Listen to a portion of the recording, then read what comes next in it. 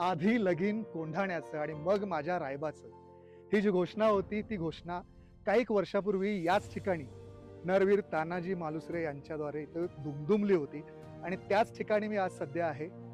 ते ठिकाण आहे कोंढाणा किल्ला, ज्याला आज सिंहगड म्हणून ओळखलं जातं. छत्रपती शिवाजी महाराजांनी जे हिंदवी स्वराज्य स्थापन केलेलं होतं, त्या हिंदवी स्वराज्यामध्ये छत्रपती शिवाजी महाराजांना अनेक त्यांच्या सवंगड्यांनी साथ दिलेली होती. म्हणजे ते मावळे असतील, सुभेदार असतील, देशमुख असतील, पाटील असतील, वतनदार असतील, पंत असतील, चिटणीस असतील, असे सगळे लोक या स्वराज्याशी निगडीत जुळले होते.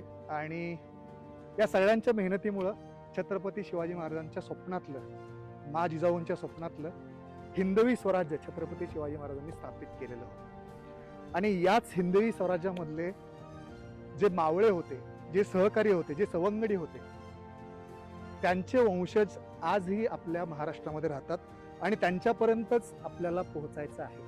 त्यासाठीच गोविंद मिल्क प्रेझेंट्स शोध शिवरायांच्या सवंगड्यांचा या आपल्या यूट्यूब सिरीजमध्ये, शिवकालीन यूट्यूब सिरीज ही आहे, या सिरीजमध्ये आपण त्या सगळ्या सवंगड्यांपर्यंत पोहोचण्याचा प्रयत्न करणार.